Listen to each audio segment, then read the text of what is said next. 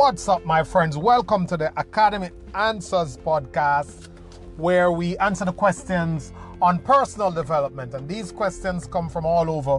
We've been in the space for 4 to going 5 years now. Social media, email lists, blogs, all over. Just personally, offline, online, everywhere.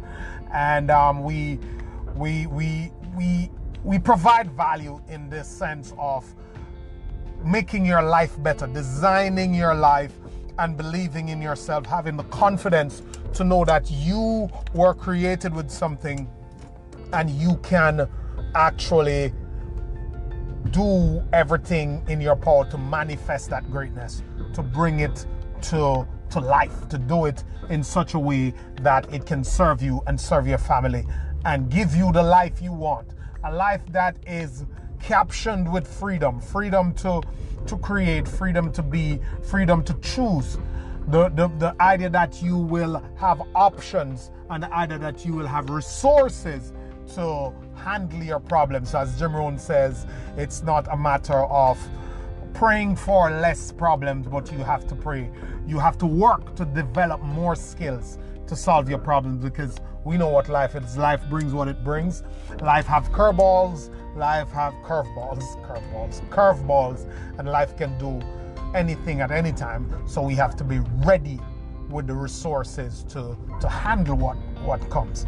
So this question is about money and jobs, and how do I get, what should I seek a higher paying job, although it is more strenuous and it will take away from my family.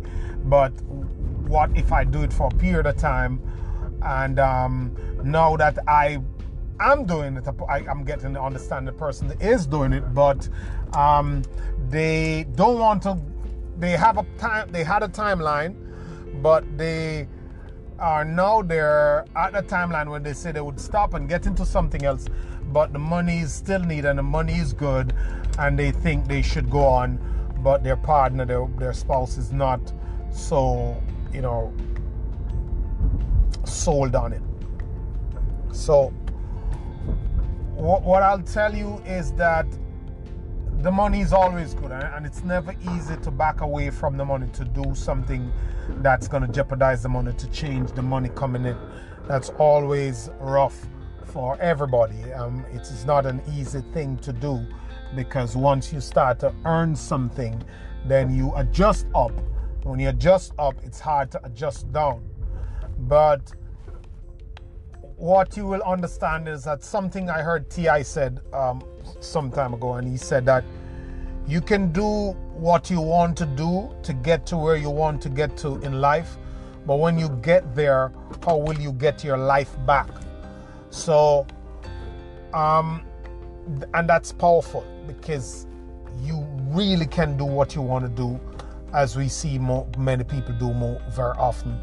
They sacrifice their health for wealth, and then when they do get the wealth, they have to use all that wealth, that money, to chase the health that usually doesn't come right back together at all. So you have to now decide what is important to you and how you can figure out the money part, because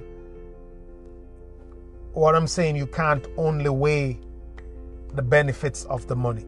You have to spread it across your life when you're doing that assessment. You have to look at your social life, your family life, yes, your financial life also.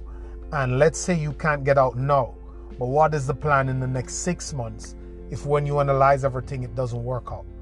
What about your children? Are they seeing you often enough? What about your wife? Are you spending enough time with them? What about your health? Do you have enough time to take care of your health? And what about your future finances? Are you paying into that? Are you investing into something that can help you to create wealth and to help you to create an income, so that you can have some of this money working for you, so it can serve you down the road? Where does all those things stack up? How does it look? So I'm saying, do an entire audit of everything that's going on. The money, what's going on with your family. Sit down, have a discussion with them. Put it out there on the table. Who is willing to take a cut? What are we going to give up as a family to enjoy this quality time? Because it's not all about the money. And when we, as one writer said that there's nobody on their deathbed wishing that they'd spend more time at work. They're wishing that they'd seen this person, because we're human beings and we're social animals. It doesn't matter what you do, how you spin it, what you feel now. If you don't feel like you're social now, it's going to kick in. I'll say that again. If you don't feel like you're social now and you want to be around people and you want to have a relationship and you want to have somebody to talk to, it is going to kick in. It will either kick in where you admit it, that look, wow, I should have built better relationship. I need people around me. Or you will sit there and not say it, and it's going to make you miserable, grumpy, and sad and regretful. So you might stand on that ego and say, oh, I don't need people. Or you might be crappy and snappy and arrogant and miserable and rude. But deep down, it is your natural instinct to be a social animal that you're suppressing. So it's going to kick in at some point in time in your life where you want companionship, where you want friendships, where you want relationships. That's how we are. It don't matter who you be, whether you're Hitler or Mother Teresa. Doesn't matter which characteristic you have. You are a human being. And human beings are social animals. That's how we grow. That's how we thrive. That's how we survive. We need love and acceptance. That's a part of who we are. So measure those up. Do the pros and the cons and do the ups and the downs and all that stuff.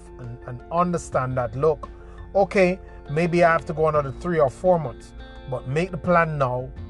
Decide what you're going to backpedal on and decide how you're going to do it, and be creative. Think about, okay, I'm going to leave this, but how can I go to something else that probably I take a cut, but how can I find a way, create something in this 6 months that I'm doing extra to help me to supplement, to probably bring me back up there to the point where I can spend more time with my family. There's this thing that I think is Rick Mars said, that if you cannot grow, then you cannot be good. If you cannot be good, then you cannot be better. If you cannot become better, then you will not be happy. And if you cannot be happy, then what else is there? So all the decision you're making and all the angle that you're coming from, think about it based on the happiness level and the fulfillment level. That's what you're after. And I'll end with this. You're after happiness and fulfillment.